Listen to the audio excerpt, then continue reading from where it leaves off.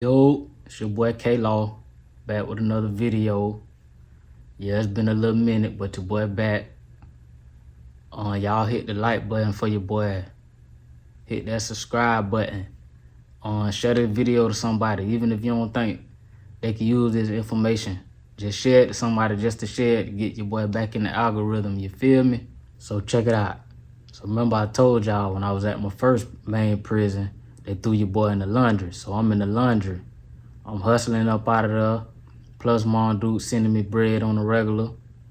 So how we would do laundry is when you first get to prison, when they give you your bedroll, they gonna give you a mesh laundry bag. The whole Florida State prison system, you gonna get a mesh laundry bag. Now, it was white at the time. It should still be the same. I don't know how they doing it because I've been home for a little minute. I've been home since 2012. So yeah, you get a mesh laundry bag. And then on the outside, it got a tag. It's gonna have your last name first, and then sometimes it'll have your first name or your first initial. Then it'll have your DC number, your docket number. Your DC and your docket number is the same. So that's what DC stand for. So your DC number gonna be on there. Plus it's gonna be what dorm you in, and then whatever bunk you in or what room you in. So that's how you identify your laundry when you send it in for laundry. So in every dorm you got a laundryman, which is the person is like a big, basically a big laundry basket with 4 wheels, and everybody just throw their laundry in there on laundry day, whatever it called for. So certain days you'll have blues, certain days you'll have whites, and then I think it was like once a week they'll do sheets.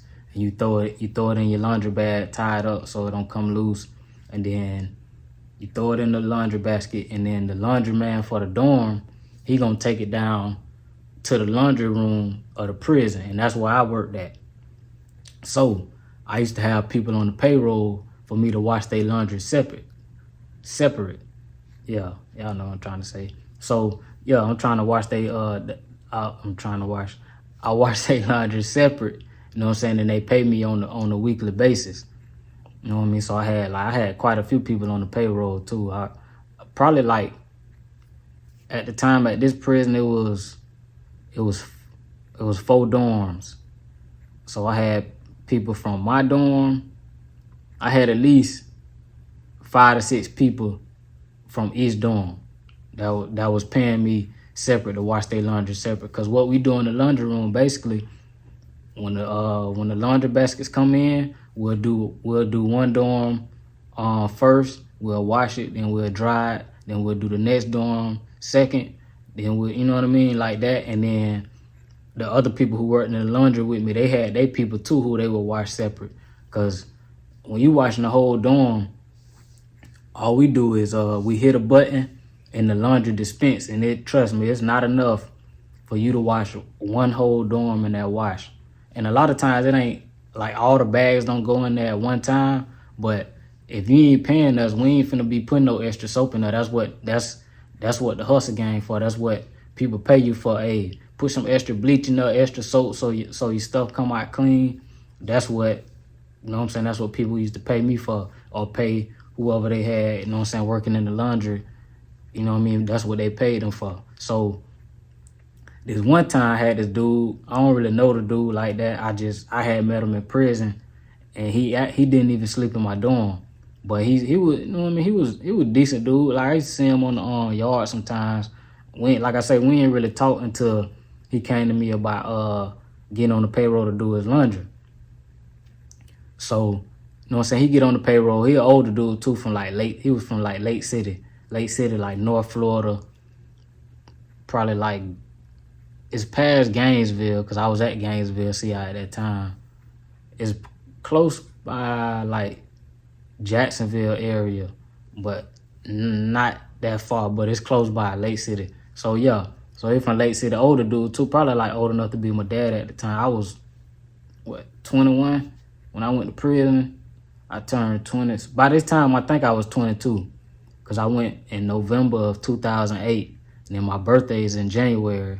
So when 2009 January rolled around, I turned 22. So, and I might have been 23. I don't know. Because I had been at this prison for like 2 years. But yeah, anyway, like I say, he was probably old enough to be my daddy. But yeah, so bro wanted to get on the payroll. So everything going smooth for like a month or two. So on like probably like the third month, maybe like a week and a half into the month, he tell me, he like, hey, he gotta wait a little bit because his money ain't come through. He gotta wait on his wife to send it. So I'm like, bet, you know what I'm saying? Just get me or whatever. So I kept, you know what I'm saying? I kept doing my job or whatever, you know what I'm saying? Whenever laundry day come in, and what I forgot to mention is when the laundryman pushed the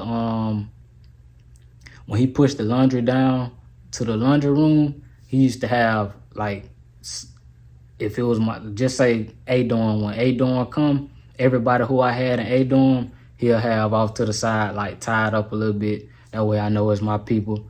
And then he'll have whoever else people, you know what I'm saying, was in. It was only like 3 of us in there at the time. Let me see, 1, 2. Yeah, I think three, maybe 3 or 4. I don't know, I forgot. But it was only a few of us in there. And honestly, not even just saying this because it's me. I had most of the clientele on that compound. So, yeah. So, like I say, they'll have it separate. So I'm still watching bro stuff separate or whatever. So, like I say, bro was like telling me whenever his wife sent it that next week, he got me. So the next week come, I'm looking for him. I don't even see him. Like I told y'all, he ain't sleep in my dorm. So only time I really was able to see bro is if I actually went looking for him. You know what I'm saying? Actually going to his dorm or looking for him in the chow hall or something like that. So week go by. I don't hear from him. I don't see him. Like I said, I'm still watching it. I think like another week go by. You know what I'm saying? So now I'm kind of like, you know what I'm saying, my antennas up a little bit. I'm like, man, what, you know what I'm saying? What's up with old school? So he come by the laundry. Usually like before this, he's stopping by the laundry every day, want to kick the bobo because the laundry was right by the chow hall. So me being in the laundry, a lot of times, especially when I'm at work, laundry, what you call them, orderlies, like people who work in the office where the doctors and stuff at, people who do canteen, like the canteen operators, which is inmates. They the ones who give us our canteen. What else? Oh, and the staff canteen, like, cause when the prison staff come in, they got their own little area where they can go buy snacks and food, drinks, stuff like that. But it's an inmate who's basically running it, and he is exchanging real money with them.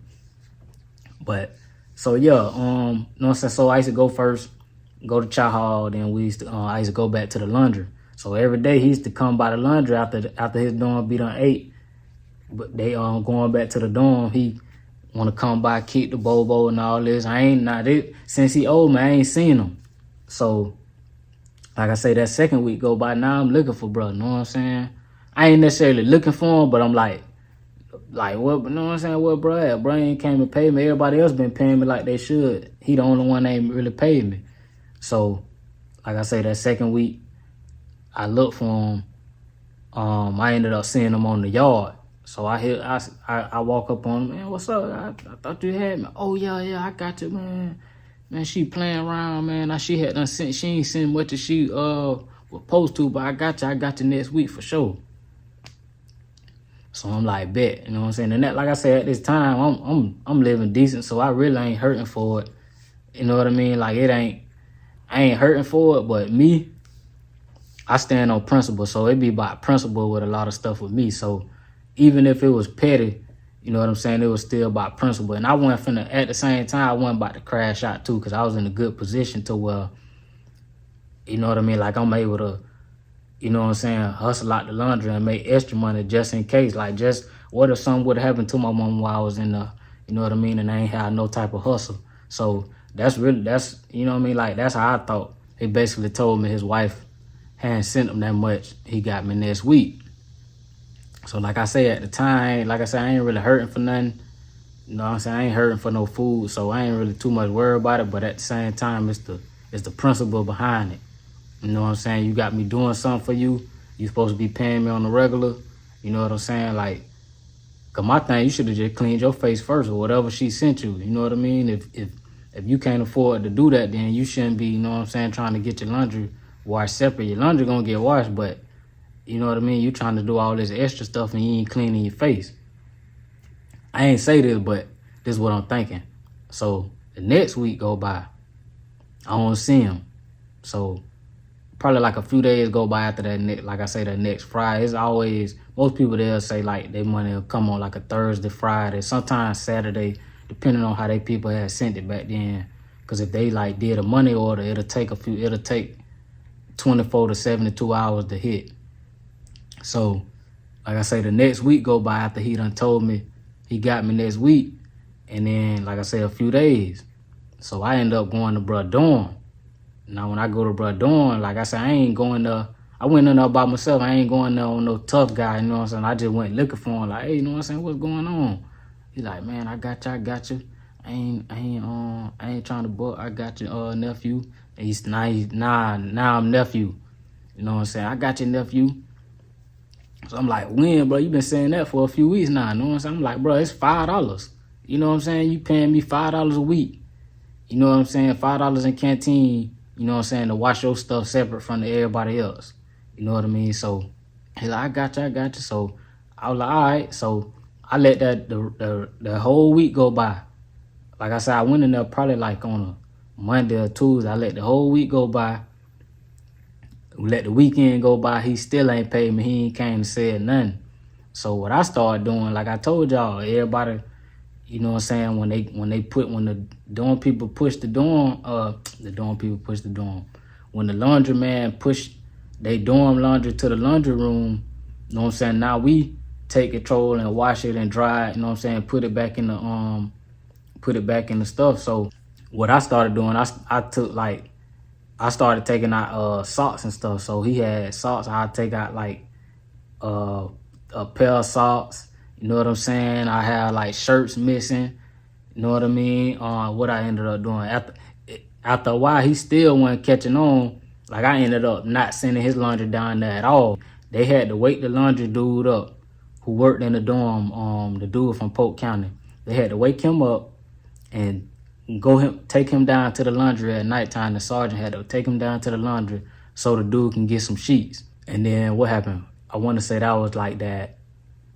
That ended up happening because I let the whole week go by, I let the weekend go by. That ended up happening like that Monday or Tuesday. And that Friday, he finally came by the laundry and paid me. Then he wanted to talk all over, say, man, you had to do me like that. Nephew is now. I'm like, bro. I say, if anything, I should have swung on you, but you know what I'm saying? I ain't gonna do that. You know what I'm saying? And at that time, you know what I'm saying, I had been working out, you feel me? I had about a year and a half under my belt at that time, so I'm in shape like a mug. Unc was, like I say, he was old enough to be my daddy, out of shape. I'm talking about, picture Heavy D. If you know who the rapper Heavy D is, picture him, but with a big old stomach. You know what I'm saying? Black dude with a big old stomach. That's how he was. So he was out of shape. So yeah, I would have worked him, boy. I'm talking about I would have worked him, but like I say, at the time, I wasn't trying to, you know what I'm saying, lose that position that I was in at the prison, because at the time, shoot, that was making my time go by fast. I go to the laundry every day, hustle. I also used to press the prison blues. So a lot of times you have like 2 or 3 pair of blues that you wear around the compound, like in the chow hall, stuff like that. And then you got like your visitation blues when your people come see you. You know what I'm saying? You get them pressed in the laundry, and then you put them under your bunk, under your mat, with some cardboard or something like that, so it can get real flat and you be creased. That's why when you see a lot of dudes in prison pictures, they be creased. Like all my prison pictures, I was creased up. But yeah, I ain't really want to mess that up. You know what I mean? Plus, anytime you get like a DR or you go to the box, you either gonna get your game time taken. That's gonna take away from you going to work release, potentially. You know what I mean? Like all of that come into fact. And what a DR is a DR. I think it stands for derogatory report or something like that. But it's basically like you can get a regular write-up. Like I done got regular write-ups, and then you get a DR. A lot of times you get a DR, you going to the boss. It just depends on what it is. Like If it's something like simple but kind of like major, you know what I'm saying, you'll get a DR. It honestly, it depends on the officer. And it's just like on the street. It's like a misdemeanor and a felony. You know what I'm saying? You get regular prison right up, it's like a misdemeanor. You get a DR, that's like a felony. So depending on the felony you commit, you know what I'm saying, you can end up, you know what I'm saying, going to the box, going to jail. So, you know what I mean, that's what a DR is. So, I ain't really, you know what I'm saying? Like I said, I ain't wanna mess me going up to work release. And then at the time, I was also about to transfer prisons to get closer to home because I hadn't already put in a good time transfer. And I think I said this in one of my other videos that when you, I want to say it was like 7 years or less at the time, and you pretty much, you stay out of trouble, like you don't get in no major trouble, you after like 2 or 3 years, you can put in, like you go to your classification officer one day, they'll tell you what your custody level, they'll tell you how many write-ups you had for that year, if you know or not, or if you want to know. And then if you're eligible, you put 3 prisons down somewhere closer to your home, and then 9 times out of 10 they'll end up sending you there, or they'll send you somewhere close to there, because of course that's like a risk factor for them, you know what I mean, sending you exactly where you want to go. A lot of people end up getting where they want to go, but you know what I mean, like sometimes you don't go to where you want to go. And that happened with me. Like I picked 3 prisons. I ain't even go to none of the 3 prisons that I picked. I ended up going to a whole nother prison, which it was still straight because it was only like an hour from where my people was living at the time. The other prison that was close, which was Lake CI, that was probably like, at the time, maybe 35, 40 minutes from my people. And that actually was a psych prison. Lake CI was, but it is. I mean to say was, but yeah, it's a psych prison. And a psych prison basically is prison where you got a lot of mental patients, like people take medicine on a daily, like a few times throughout the day. But yeah, that's a whole nother story. But yeah, you know what I'm saying, that's the story. You know what I'm saying, buddy was playing with me. You know what I'm saying, I had to stop a little laundry from coming back to the dorm so I can get paid. Or I could have just really stabbed them, you know what I'm saying, and went to the box, probably killed them, and still been in there, had a life sentence. You know what I'm saying? So a lot of times you got to be smart, pick your battles. You know what I mean? So yeah, y'all fool with your boy, man. It's your boy K-Law.